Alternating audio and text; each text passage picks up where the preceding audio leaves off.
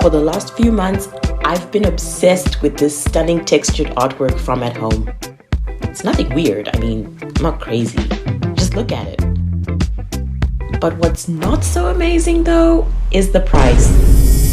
Oh hell no! Don't get me wrong, it's nice and all, but I just feel like, why would I pay close to $250 US for something that I can make at home? So, yep, you guessed it. That's exactly what we're going to be doing in this video. I'm going to show you how, with a few supplies and a little creativity, you can recreate this for like a fraction of the price. You can make your own high-end textured wall art worthy of some of the priciest stores in the world, and you don't have to pay an arm and a leg for it. So let's do that right now, and let's see how I do trying to finesse the store. Let's get started. First and foremost, you need a canvas. I am using a 60 by 90 for that really large scale high-end look. And back home, we're going to be using this Mint All adhesive filler, a putty knife with a flat edge, and a notched trowel. Using a ruler, I'm just marking out the 3 sections, like the reference piece that I'm using to try and dupe. And now it is time to start applying. Just applying it flat with the putty knife. Very straightforward, very simple. The goal here is to just apply it as flat as you can, which is why we're using this flat-edged putty knife, because it's the best thing. And I'm just going on to the other side now, and I'm applying it. I find this so satisfying, just how smooth it goes on. It's kind of like icing a cake, but you know, a cake you shouldn't eat. And so I'm just really laying it flat and making very, very damn well sure that, you know, I'm also staying within the lines and I'm flattening it as much as possible. I was really trying to experiment with making the ridge-like design, and I wasn't sure how to do it. And so I tried this with like a popsicle stick, and I kind of wasn't sure about it, and I ended up changing my mind because honestly, it didn't work.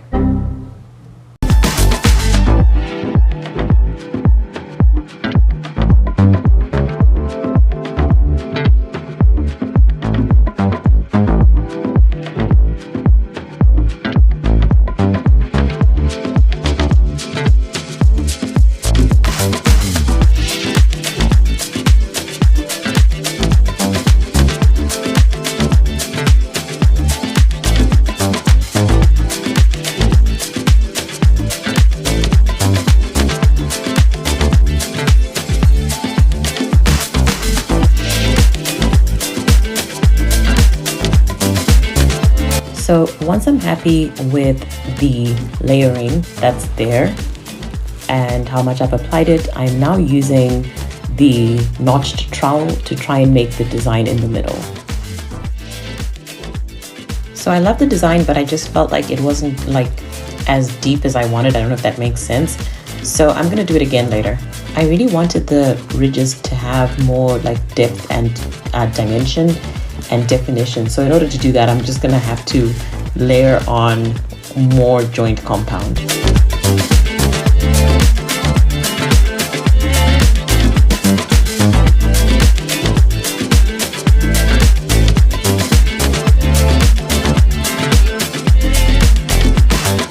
So while I was applying this, the joint compound with the putty knife, I actually had a realization that I didn't need to use like a stick or anything, like a popsicle stick, to make, you know, the lines on the sides of the design.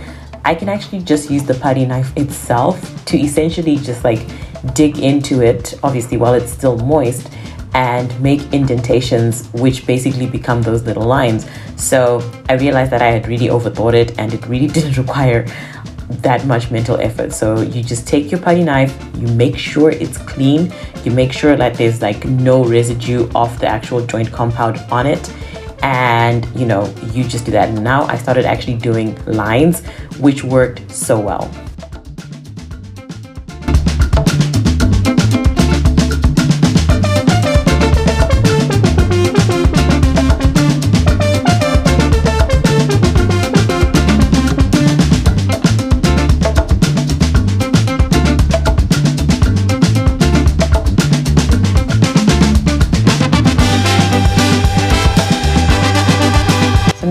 notice that I have taped this off and I am applying a more joint compound to an area that I had kind of finished. But I looked back on the reference piece and I realized that the side with the horizontal lines is actually larger than the space with the vertical ones. So I'm just going back in and making it match and making it look more like the real piece. I mean, yeah.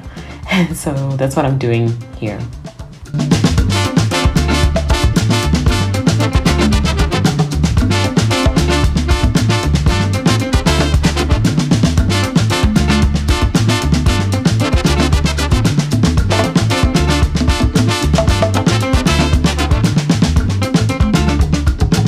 And once again, going in with the flat edge of my putty knife to create the lines, the horizontal lines, making sure that they match with the ones right next to them and the ones on the far right of the frame. And I'm just trying to make it as uniform as possible.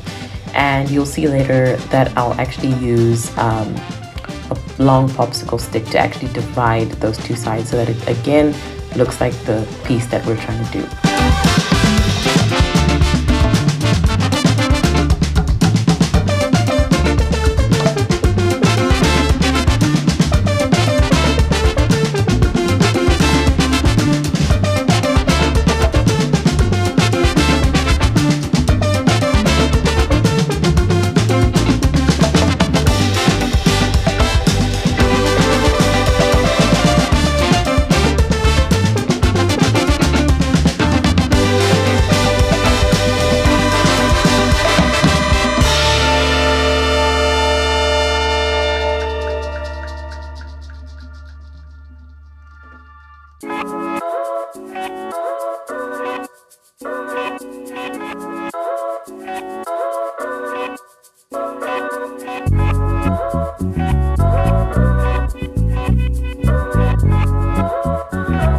And now it's time for us to deal with the middle section that will have the vertical lines.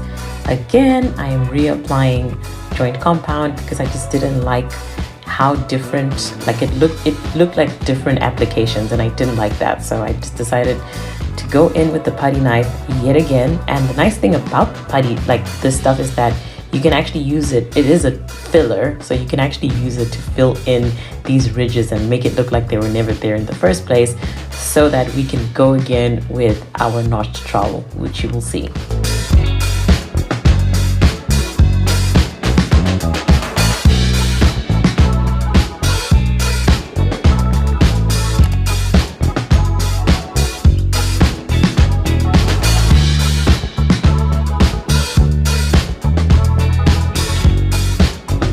Nope, your eyes aren't fooling you. That is a comb. Which is another option you can use if you do not have the notched trowel, by the way.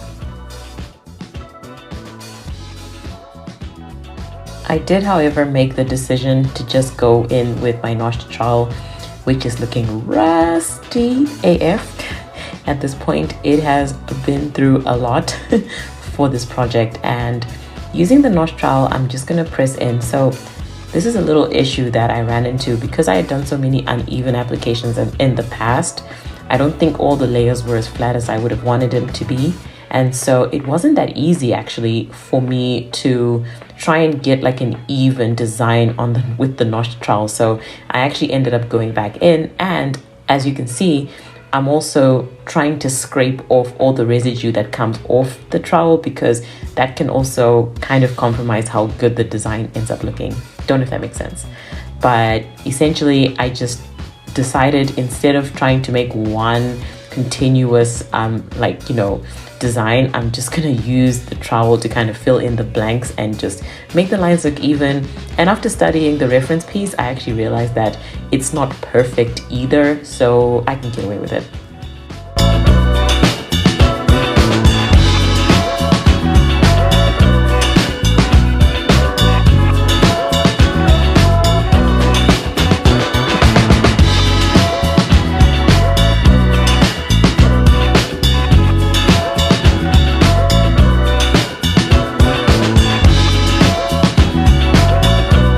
And now our final step, painting this thing just to obviously make the colors more even, because it was looking all different. And this is great in snow, which I just got in those freaking sample pots. I think I bought so many that I actually finished it for the shop. And I'm just applying it. Very easy, it's very straightforward.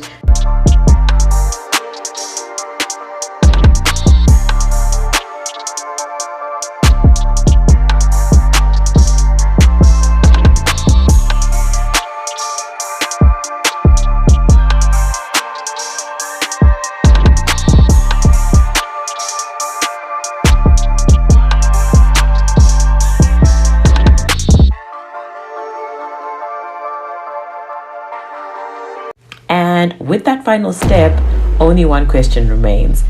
How well did I dupe this thing? Did I dupe it at all? Well, here is the original piece that is like $250. And this is what I was able to come up with.